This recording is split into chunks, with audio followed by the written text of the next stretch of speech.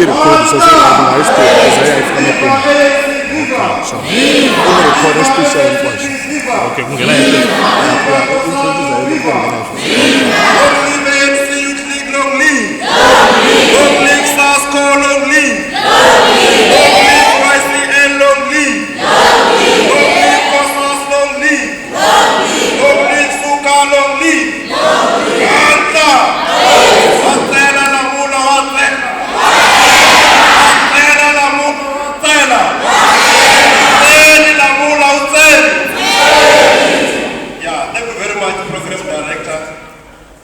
President Shakira Machamapal. I have been requested to introduce Comrade Lamula. But before I do that, I think it is important that I make you understand one thing. That you and I are in the presence of the leadership. You, yourselves and myself, are in the presence of the leadership of our movement. I'm saying this because if I don't say it, we will just take it that this is just another lecture by another comrade in this organization. We are in the presence of a different breed. It's not a normal thing. It's not a normal person that you meet every day. We are in the presence of a person who is growing up in this organization. Almost 10 years ago, it was in this venue that Comrade Lamula addressed the student parliament. In this venue, very same venue. Comrade Lamula addressed the student parliament here as SRA president. Comrade Lamula was sitting here. And then the vice chancellor and principal of this university was sitting on your left. And the vice chancellor said, as he was addressing, that there is going to be fee increment. Your tuition fee, your catering and all of that, registration and all of that. And Comrade Lamula stood up and rejected that. And after Lamula had spoken, the vice chancellor came back. Because Lamula was saying to the student parliament that these are students who come from a very impoverished background. And the vice chancellor came back and said, but Lamula, when we pay electricity at ESCOM, ESCOM does not say this electricity was used by students from a poor background. And he went on to say, if you go to ShopRite Lamula to buy a loaf of bread, ShopRite will not say, no, Lamula is from a impoverished background, therefore we must give him discount. A loaf of bread is a loaf of bread. So the University of Venda needs money, and this money must come from students. Lamula refused and said, no, we're not going to agree to that. I'm saying to you, I'm introducing here a person who have never sold out. Comrades who spoke here from SASCO, from YCL, from the ANC clique, Comrade Lamula has led all those structures. He has cut across the Progressive Youth Alliance. He has been a chair of a SASCO branch here in Univen. He was a chairperson of the branch here of SASCO. He was also a district secretary of the YCL in Germisbande. He was also a provincial chair of SASCO in Limpopo. You know, all of you know very well that he was the deputy president of the ANC League. But before that, he was also a member of the provincial executive committee in Mpumalanga. While speaking about somebody who knows what it takes to lead young people. And that is why some of us agree that Comrade Lamula must take over the reins of the ANC League and take the ANC League to the next level. Because when they took the ANC League from his leadership and the collective, the ANC League was vibrant and visible, and it was advocating for the best interest of young people. But they took it and buried it. Now we want Comrade Lamula to come back and do the real rebuilding of the ANC League. I'm not going to say a lot of things, comrades, but one of that I must say here is that I've also noted that this is a presidential affair. There are about 5 presidents here. And it is something worth noting, comrades. You have got President Mushavi there. The former president of the SRA, who must give him the necessary respect. Very important. We have got a former president here, President Shakira.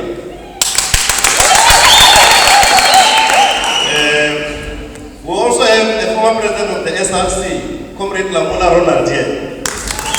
And lastly, we have the sitting president of the SRC, who must be respected as well, Comrade Fuki.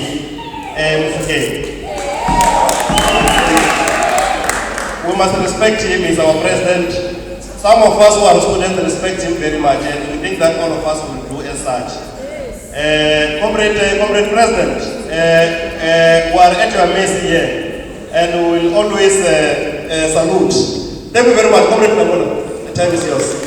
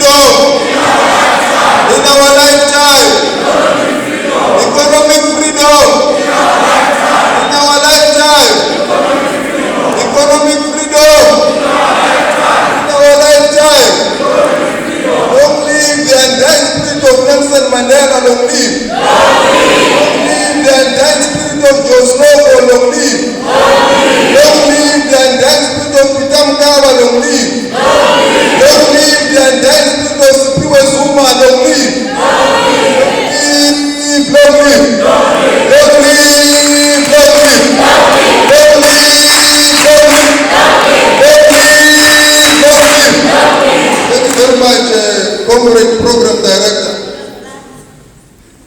leadership of the Mass Democratic Movement present here,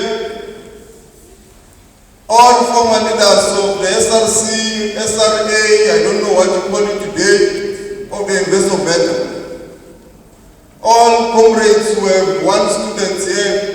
As I up my head, I can see a number of former students, not only former leaders of the SRC, but the former students who have shared classes together, who have shared the bathrooms together, who have shared the showers, the canteen, the ground one, the stadium, the Maungana Road, the ShopRite, all of them who are here. And all of you who are students of the university today, leadership of the SRC, the current president of the SRC, the current leadership of the branch of the ANC League, the leadership of SASCO, the leadership of SUKA, and any other structures that might not have been acknowledged, protocol observed. Comrade Ludere, when he said there are 5 presidents, he forgot to mention himself. Because when I left the Investor Better, he took over as the president of the SRC. And also when I left as the chairperson of the branch of the Investor Better of SASCO, Comrade Ludere became the chairperson of the branch of this campus. But comrades, like all of you, members of the university community, we were also shattered wherever we were by the barbaric and the satanic acts that was perpetrated by a fellow student. The brutal act of inhuman conduct on another human being inside the campus. We have said such kind of behavior does not belong in a university community or in any society in this country. And particularly in this month of August, where women are cherished for their contribution in the struggle. We, like all South Africans, have joined the bereavement, the pain that is being suffered by the University of Venda students and the entire university community staff because of this barbaric, satanic, devilish act that happened in this campus. It must be condemned, and the students and the entire university community must make sure that it does not happen ever again. When we were still leading the SRC in this campus, we started something called a community policing forum. Because students from Maungana, P West, and those other sides who were staying outside the campus could not come to the library to study because there were thugs on the road from Maungana, even at the bridge. At the time, we said we do have campus security, which is responsible for the safety of students. But we felt that as students, we are more responsible for our own safety. We must complement and assist the campus security and also the Toronto police station. I remember at the time, it was Captain Mshawana Madi, whom we were liaising with regard to the safety of the students who were going to the library, because at the time the library was closing at 10 or 11. I can't remember, but I think it's 10 or 11, and most incidences would happen around that time. We bought bicycles, we bought torches for all students who were leaving the campus to be accompanied outside into Maungana, into PEs, and any other areas that at the time there was visibility anywhere. When I go to Maungana, when I go to PEs, a student could leave safely the library of the University of Venda and go home, sleep safely. I am raising this issue because I want you to not to believe that the solution will only come from police officers, will only come from the securities of the university. The issues of security in the campus are better known by students. It's you who know what must be done to resolve the security crisis. The SRC, in conjunction with yourself, have got the responsibility not to wait but be approached and suggest ideas that are going to resolve the challenges of safety in the campus. We also had at the same time a problem of students going to Chilizini Hospital. They were mostly using a security vehicle from Chilizini to Univen, from Univen to Chilizini. Securities were now turned into being also an ambulance. The securities of the campus were also moonlighting as nurses. A security guard was responsible to take a student to Chilizini Hospital. When there is an emergency, we said as the SRC at the time, with these comrades who are here in their majority, comrades there, I can see others who are also former students. When I arrived there, I was just clarified by comrade there. I saw Munini. I said, no, but this is Munini. There said, no, it is his brother. It's the manner in which we used to know each other in the campus. We were like a family. So, when you are here as students with your SRC and yourself as a community of SASCO comrades, you might think it's a small thing. You are just coming here to sing and live. Today, even today, when I walk in the streets of Pretoria, I meet a lot of former University of Venda students. Some of them are directors, some of them are influential, some of them are still trying to work. But we are a family. We are able even today to still assist each other because of that community of nation. When we're coming in, I saw that you still have the Univen Soccer League. I can see he was the chairman of the Univen Soccer League at some stage, at the back.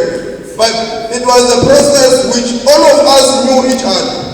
The point I'm driving is that as the students of the University of Venda, you are the agents of change of the campus.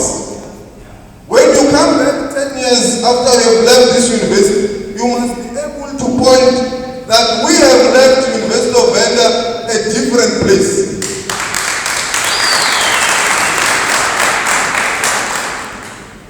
Some of the suggestions you are going to bring are going to look very ridiculous. They are even going to laugh at you. This is the last one. The last suggestion we did with Comrade Mudere and Chauke, I'm with Chauke here. Most of the comrades I'm with are former students of the university. Chauke, he was alive of some other activities. But the issue I'm raising is that one of the suggestions that we raised at the time, which was laughed off by management, in fact, the vice chancellor, the student support at the time, it was Nzeru and Mr. Mutawati. They laughed like, but comrades, I think you have now suggested it now. We are now crazy. What we suggested, there was a problem of accommodation in the institution. Because of, I see now you also have other residents behind and some other new buildings. The challenge, we had normally F3, F4, Mango Groove, and the rest of this side behind us. So, the accommodation backlog was huge. We went to the student support, we said no, but you can build a temporary asbestos structure that can be used as accommodation. They laughed, they said this thing has never happened. You are crazy. We put a proposal to the management and said no, this can alleviate this challenge of accommodation in the campus and so forth. And they laughed us off. I left the campus in 2005, but when I came to graduate, next to Mango Groove, I saw some things. I was with Joe. I said, no, but Joe, what is this thing here? Joe says, no, it's that thing that you were laughed about. The thing that you suggested and management said is not possible. This is that thing. So now it can't be correct. This is, are you sure? We even went in to see that that was the structure that at the time the SRC had built and with the university management. But it was an attempt to resolve the student problems. The issue is that as students you might think that there is no solution to your problem. But the thing that you think is impossible and is unthinkable, it will never happen. You might find that is the solution to the problems of the students of the University of Venda. So students must never stop to dream, to be creative, and to think beyond their domain. Your level of vision and creativity and thinking must not end in your domain. It must not end in your accounting class. You are the solution to the challenges of this campus. The campus belongs to the students, and the students will make the University of Venda a better university.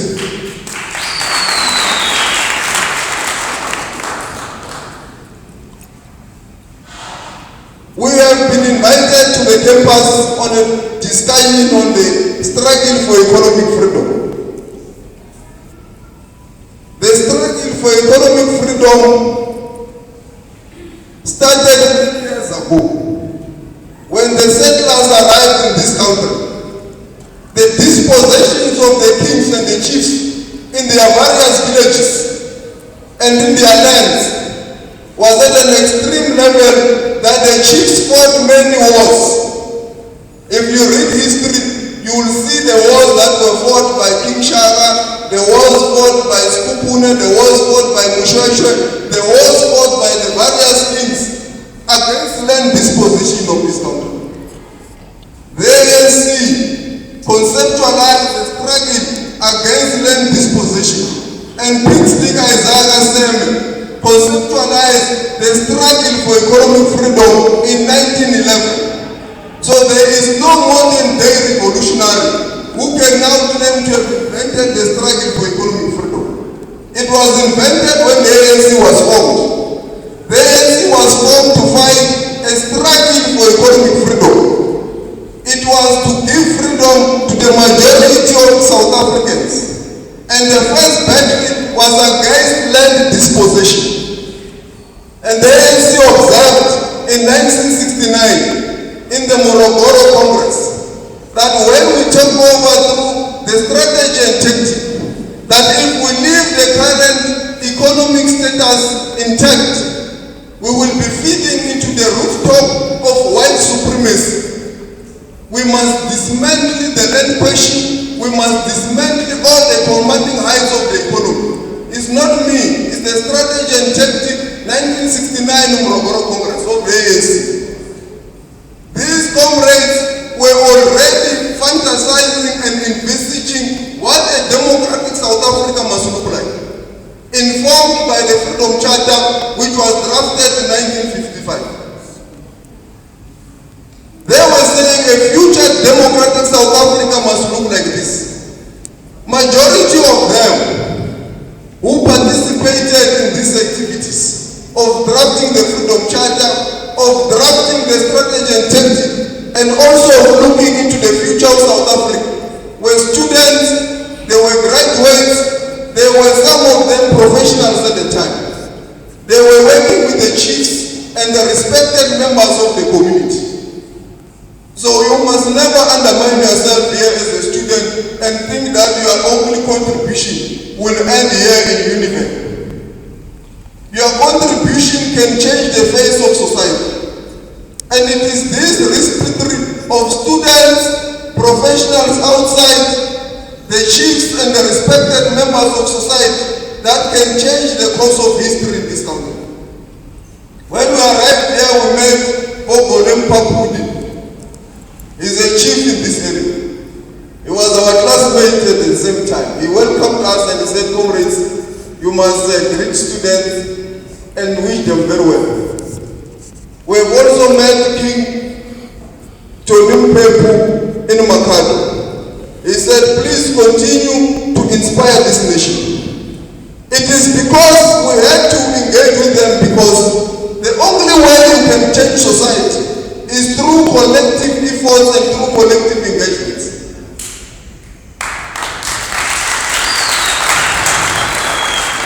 A relationship between the workers in the campus, the workers outside, and the students and everybody is what brought the apartheid government down.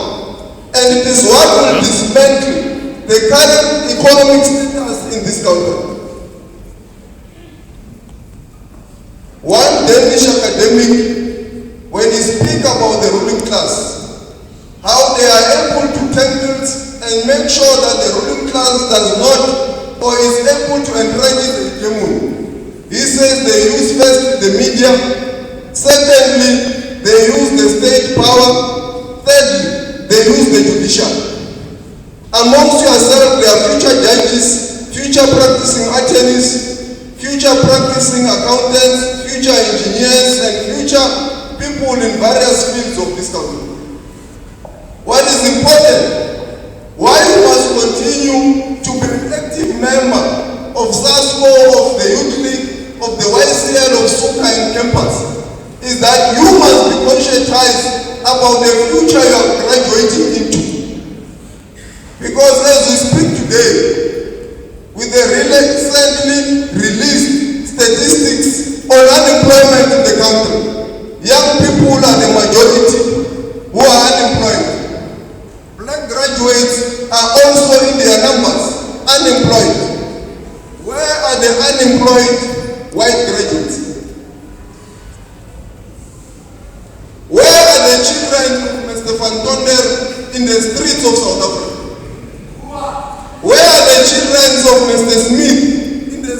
of South Africa?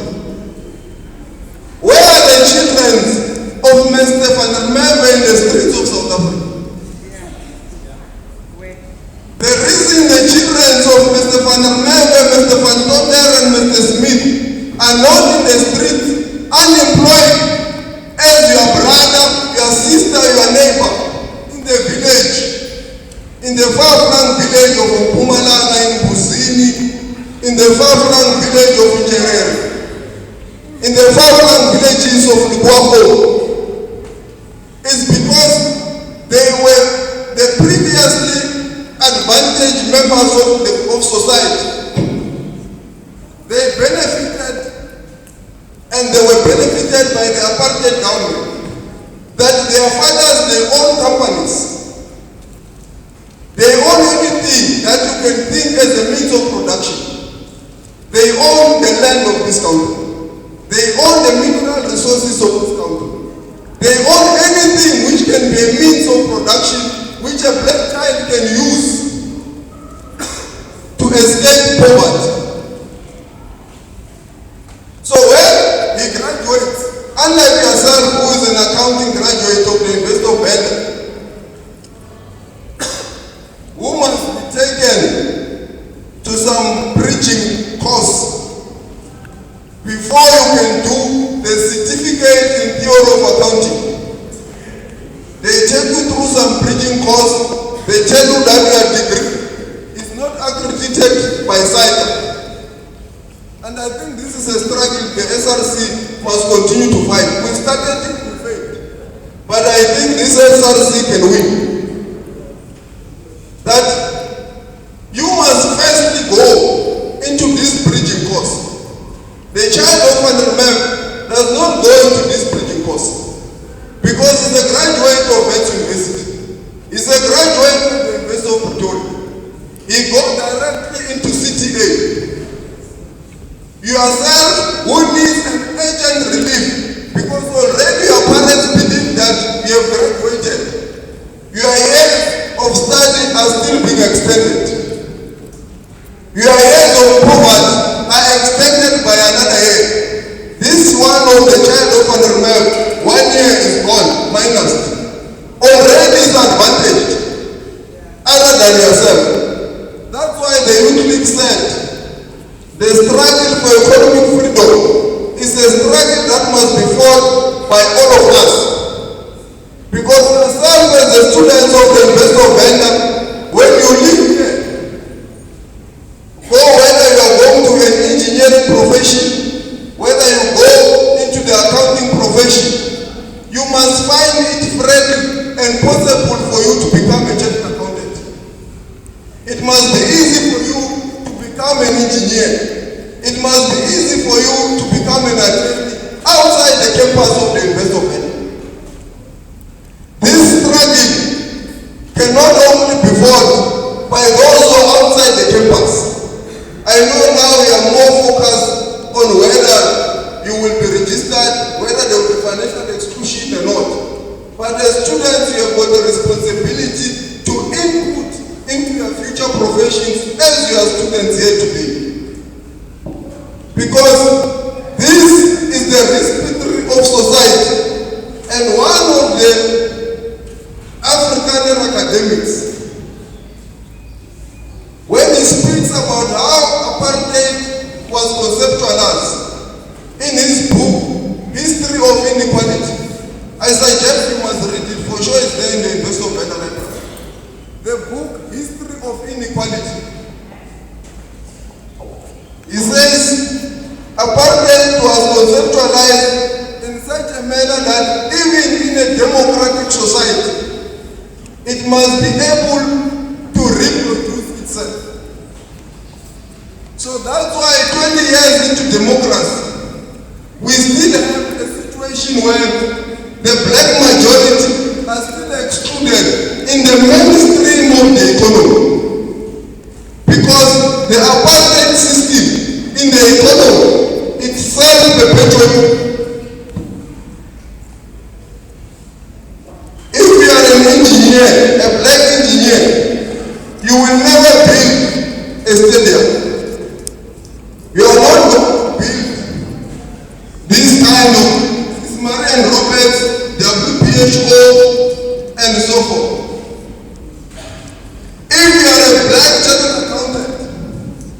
You will never audit the books of a listed company, MTN, Sasol, and so forth, because of the history of this company.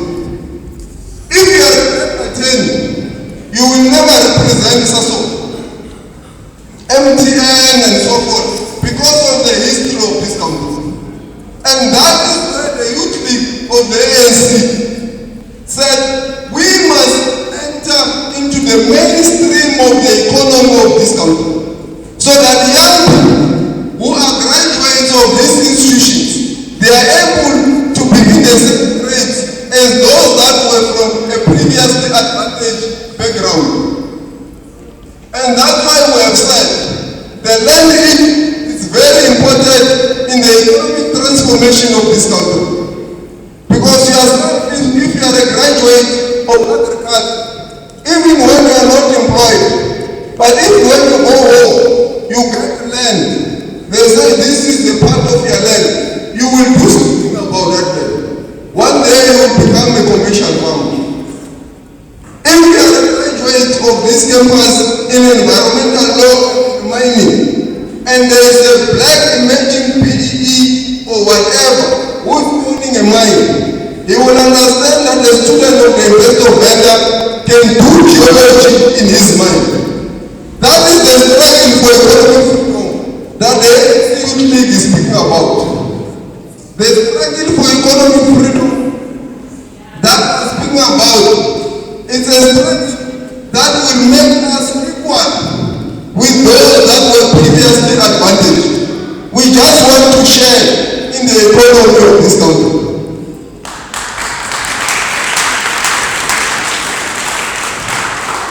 But we have also said that the struggle for economic freedom is what will unite us as South Africans.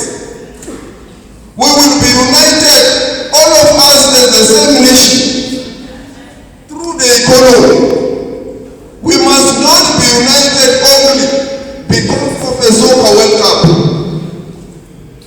When there is a soccer match or a rugby, they say it's a game to unite South Africans.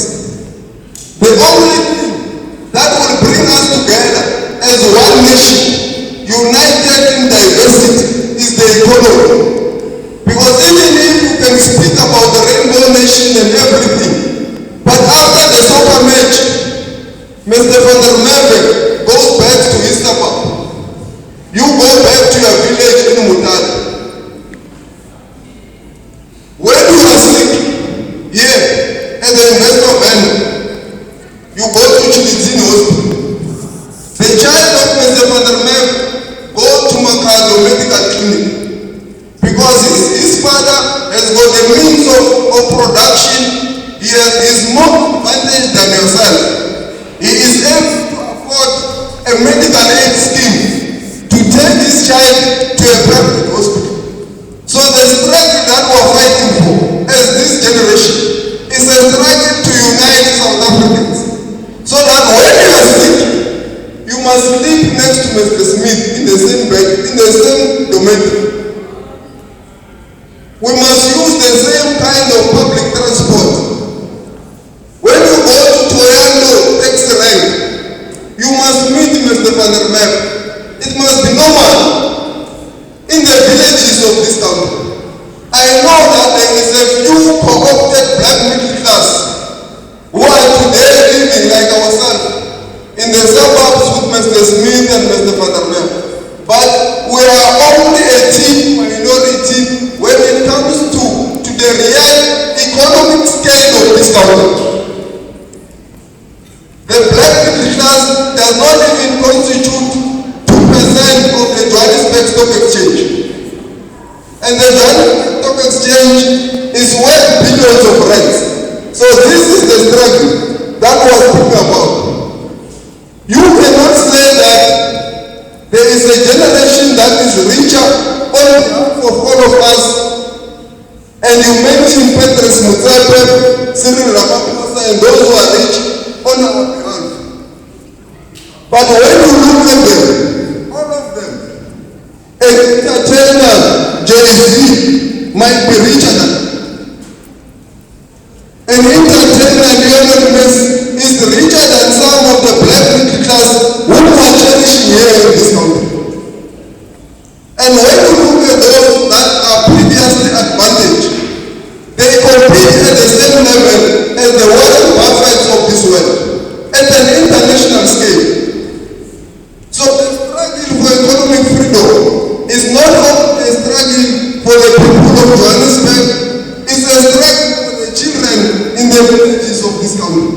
It's a struggle of the children of Manamunela.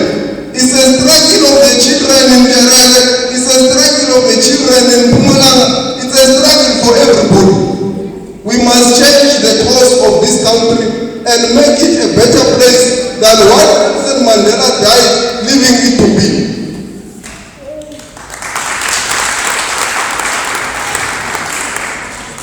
This struggle, comrades, will never be won without this education that we are acquiring in this campus. We need educated young South Africans to participate in the mainstream of this country, in the mainstream economy. We have to first acquire this education, the skill, and towards achieving this fight that we are speaking about. So that when you are given a farm in Mutale, you are able to farm productively, commercial farming. The future we are envisaging in this struggle for economic freedom. As we were driving, coming here with the comrades I'm driving with,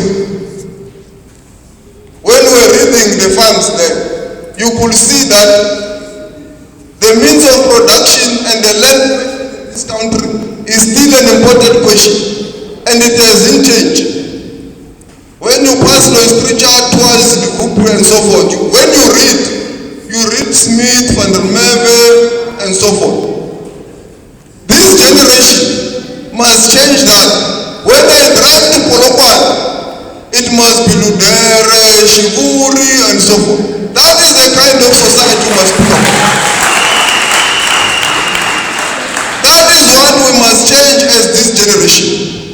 And we must refuse to leave the institution and only be employees of ShopRite, employees of Standard Bank, only employees. This must be a generation that changes the course of history. And through this struggle for economic freedom, it is possible that the future of this country, which is in the hands of all of us, through the National Democratic Revolution, which is aimed to conscientize objectively to achieve, firstly by that generation of Nelson Mandela, political freedom, and also liberate South Africa from economic bondage. We are now in a phase where we are only speaking about the economic liberation, because the political liberation was achieved. But now we need an economic revolution. And at the height of this economic revolution is the youth of South Africa. I was at the University of Walter Sisulu University in Umtata last weekend. I said, comrades, you must begin to refuse, because the youth in South Africa, we are the majority. In Africa, young people are a majority. All over the world, young people are in their majority. When they speak about social ills, HIV and AIDS, anything, the majority is young people. Unemployment, young people, anything.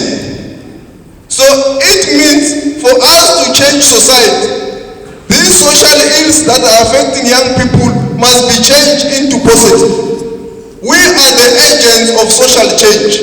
In terms of the strategy and tactic of the ANC, we are those that stand to benefit from the National Democratic Revolution. We are those that are sitting at the edge of benefiting from the National Democratic Revolution. Which means, and that is my argument, we are no longer leaders of tomorrow. We are leaders of today. We must refuse to be told that we are going to lead tomorrow. We are leading now. We must change the social character of this country, ourselves as the youth. If South Africa is going to change and become something else tomorrow, it will only happen through activities of young people. There's never been any revolution,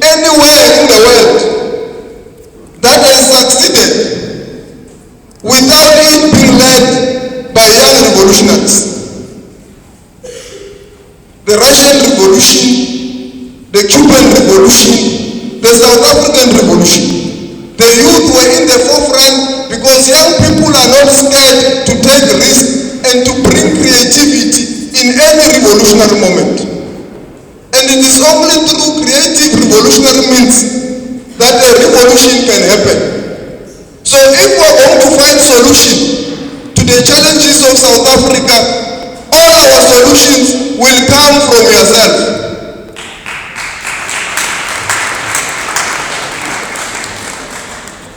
In your mind, that is where the solutions to the challenges of this country are sitting. And it is not only in a revolution, even in companies, solutions and creative products are done by young people. I was in a factory in South Korea, the Hyundai factory. In the creative department, it's only youth, young people, because they know that in that section, young people are going to design new things. They will come with a creative idea. But there is no way that an old person can still produce a creative idea. And that's why Facebook was not created by a 70-year-old person. There is no way that a 70-year-old person could have created Facebook. Mark Zuckerberg, I think, was about 28 years of age. Steve Jobs, when he started Apple, he was still at a young age. So where you are now, you are still at your most creative potential. And the solutions will always come from you. Through your creative ideas and through your positive thinking and injecting revolutionary theory into the kind and shape of society. You must not accept the status quo. You are here to change the course of history. If ourselves as young people are going to behave like our parents, therefore there was no need for you, for your parents to give birth to you.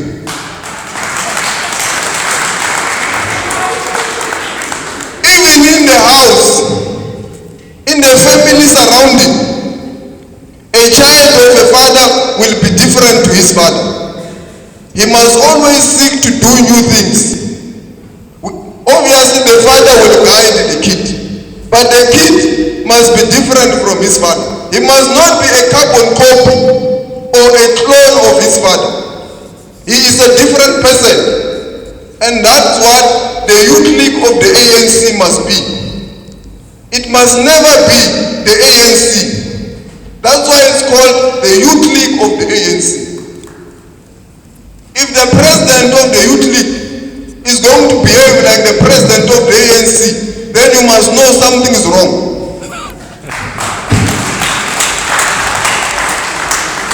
The Secretary General of the Youth League must not walk, speak and behave like the Secretary General of the ANC. The Youth League is a different formation. It must have young minds of creative ideas who are not afraid to fantasize about the future. It must be a creative generation, a generation that is willing to learn new ways of the struggle. And that's how we have won this revolution in this country. So I am now coming to the point that this process of organizational renewal of the Youth League, it must not seek to build a generation of praise and worshippers of the leadership of the ANC. It must be a process that allows this generation to think, to be creative within the discipline of the Congress movement. It must be a process that allows for critical evaluation by ourselves as a new generation. It must be a process that renew this Youth League to be the Youth League of Kapkaba, the Youth League of Altendenberg, the Youth League that knows and speaks on behalf of its constituents. We must never be a conveyor belt of anything that is not about the Youth League. The Youth League of the ANC this character must be maintained. It is only when the character of this structure has been maintained that this struggle for economic freedom that we are speaking about, we will be able to fight and conquer. Because that generation of Mandela, they had a mission for political freedom. They achieved it because they stood true to what the youth of the ANC must be. We must also be the same generation. We must also participate in these processes of the Youth League, like all members of society. I've heard the Investor of has also participated. We must condemn any form of gatekeeping. The Youth League belongs to anybody and everybody who is within the age of 35. He must be allowed to participate. And that's why we were very much angry when we were supposed to go to the Investor of Zululand. Some people threatened the SRC of the Investor of Zululand that they are going to disband them, they are going to expel them. What kind of young people are scared to be engaged? In this Youth League, it must be where there must be festival of ideas. It must be where we engage robustly and critically. If people have got a different view to what I have, they must not stop me from speaking. They must engage my view. And that's what the Youth League is for. So if there are people who don't agree with Comrade Lubere here in Limpopo in Wem, they must not stop Comrade Lubere from raising his view. They must engage with the view of Comrade Lubere. A robust political debate is what will make the Youth League a strong organization. It's not an organization of kindergartens, worshipping, and sheepish behavior. It's an organization of militant young people. That's what the Youth League is. And that's why this generation must fight to make sure that the Youth League remains what it's supposed to be, a militant youth wing of the ANC. We must also strive, comrades. I know I've seen here you still have SUKA. To make sure that SUKA, the YCL and the SASCO continue to be strong. But the reality today, at a national level, SASCO is no longer strong as it used to be. It is declining. It's a reality. The Youth League has declined. The YCL also, its relevance has also declined. All structures of the PYA, their role in the political discourse of this country are gradually becoming irrelevant. It must worry us as this generation,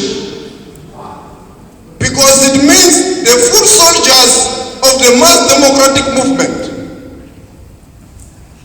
the torchbearers and the frontline runners of the ANC and the mass democratic movement are no longer on the ground. And that's why you saw what happened with the recent elections. People can try anything, but it's a reality that the weaknesses in the Progressive Youth Alliance have given space and rise to political demagogy and populism. The politics of substance and the politics of the realities of the day is what will revive the PYA. But it's also what will ensure that in society, populism and demagogy does not thrive. The reason it's thriving today is because there is no alternative politics of substance within society. So when we reposition the Youth League into the mainstream politics of this country, we must reposition it to reclaim its space in society. And it can only do so if it's a strong, radical, and a militant youth wing that speaks on behalf of its membership.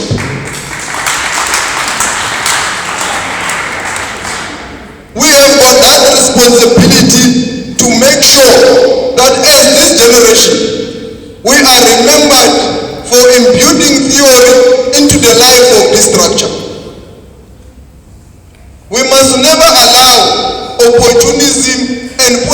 of expediency to take over the mass democratic movement. When we started to speak about Kgalema Motlanthe prior to Mangaung, somewhere in 2010, 11, 9, we were told that, comrades, this thing of the succession debate is toast. You must never do it. The succession debate is closed. Statements of condemnation were issued. Said, comrades, you must wait for the opening process of the succession debate to enter and debate this thing of succession. We must condemn this behavior that is mushrooming today. Of people who now want, we are only a year into the current term of the NEC. They are already telling us about what will happen in 2017. They are beginning to suggest names. Now, we were told 3 years, 2 years prior to Mangaung that, hold your horses. Your time is going to arrive. You are going to pronounce properly when that moment has arrived. The same must be told to the people who are now whispering names to newspapers. They must be told today. Those are the politics of principle. That people must not start now to want to whisper names of who must be the president of the ANC in 2017. It is our responsibility to remind them, because we were there. We know how the Congress movement is run. When we were told to stop, we retreated. We tried to be creative about this issue, but at the end of the day, we waited for that moment. They must also be patient. They must be patient and wait for that moment. And we have got that responsibility, comrades, as this generation, to stand for principle. We must raise our views, no matter what will be the consequences. Whether they are going to allow you to be a president of the SRC at Univen or whatever, but your views must be expressed without fear. And that's why we know that the views of the economic freedom might not be liked by those who are in positions of power in the mass democratic movement today. But we must never be scared to mention them, because those are the views of the ANC. We must not stop to express these opinions, because I might not be allowed to be elected as the president of the Youth League. I must mention these views. Let members of the Youth League and of the ANC not elect me based on my views. I must be punished for those views, but I must mention them because that's what I believe in. So it is the responsibility, comrades, of this generation to make sure that this revolution that was hard fought for by that generation of Nelson Mandela is never veered away from what it's supposed to be. The democratic revolution must benefit Africans in particular and the entire Africa in general, and that's how it must be known for. The strategy and tactic is identified as the motive forces in this national democratic revolution. We stand to gain more and to fight more than any other person, because in 2030, 2050, those who are there today will not be there. It will be us running this country. We have got a date with the future, so that's why it's important that we stand firm and principled now, because the future of this country is in our hands. We are the custodian of a future South Africa and the future of the ANC. Thank you very much.